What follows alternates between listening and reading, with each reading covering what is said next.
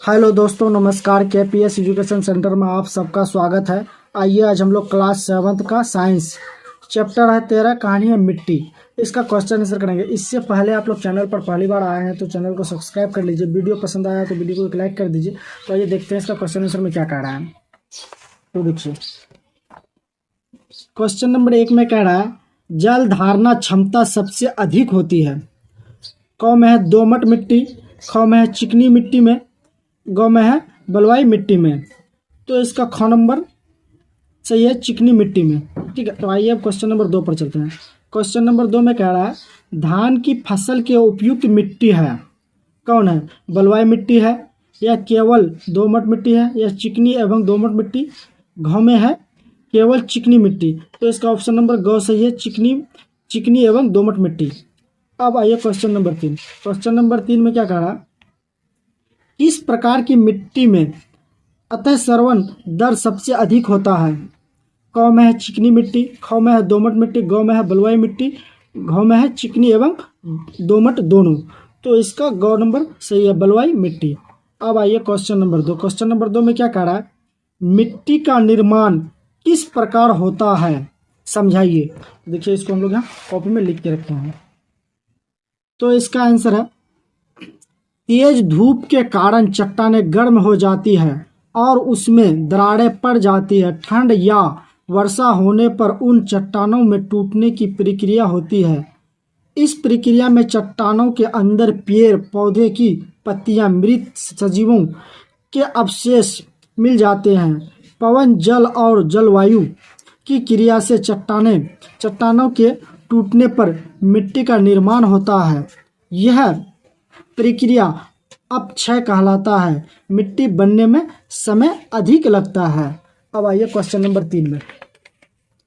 तो देखिए, question number 3 में क्या कह रहा है, क्वेश्चन नंबर 3 में कह रहा है बलुई मिट्टी, दोमट मिट्टी तथा चिकनी मिट्टी में अंतर स्पष्ट कीजिए। देखिए, हम इसमें अंतर स्पष्ट कर लिख के यहाँ पर बलुई मिट्टी है, दोमट मिट्टी है और चिकनी मिट्टी, तीनों में अंतर स्पष्ट किए गए हैं। देखिए, यदि मिट्टी में बड़े कणों का अनुपात अधिक होता है तो वह बलुई मिट्टी कहलाती है। अब दोमट मिट्टी देखिए, यदि सूक्ष्म कणों का अनुपात अधिक होता है तो इसे चिकनी मिट्टी कहते हैं।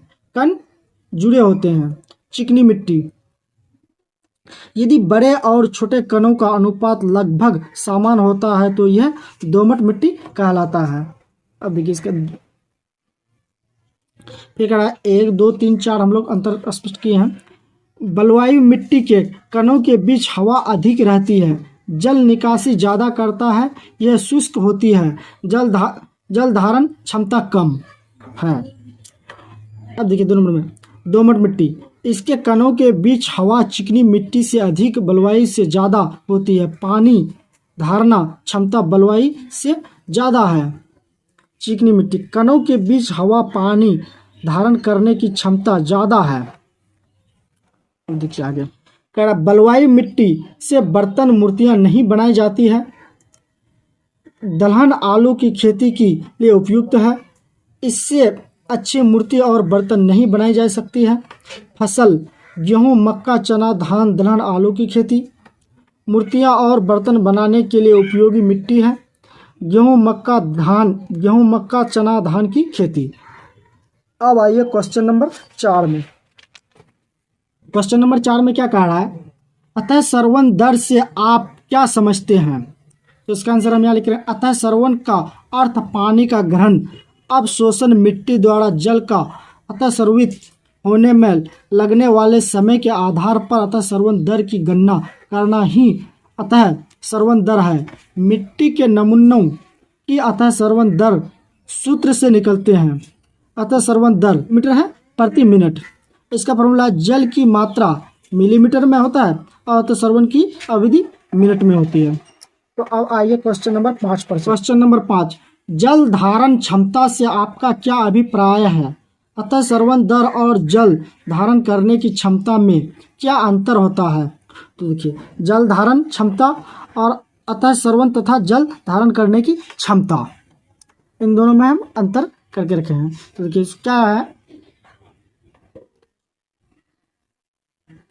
जल धारण क्षमता, मिट्टी अपने में जल को रोके रखती है जिससे मिट्टी में नमी कहते हैं। मिट्टी का जल को रोके रखने की क्षमता ही जल धारण क्षमता है। चिकनी मिट्टी की जल धारण क्षमता सबसे अधिक होती है। अब अतः सरवन तथा जल धारण करने की क्षमता।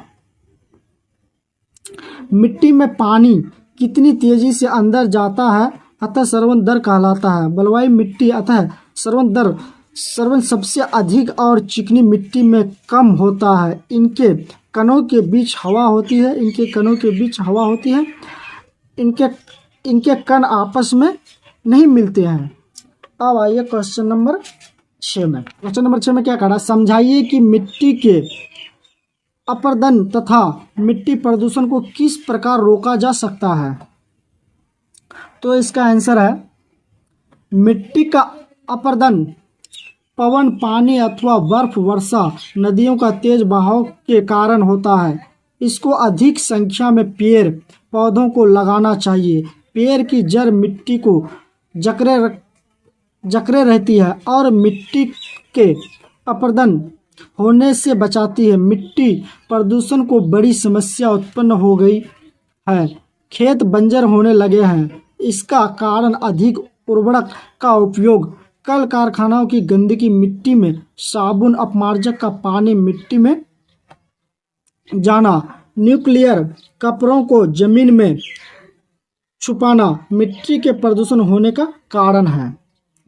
तो आई होप आप लोगों को अच्छी तरह से समझ में आया होगा। चैनल पर पहली बार आए हैं तो चैनल को सब्सक्राइब कर लीजिए। वीडियो पसंद आया तो वीडियो को एक लाइक कर दीजिए।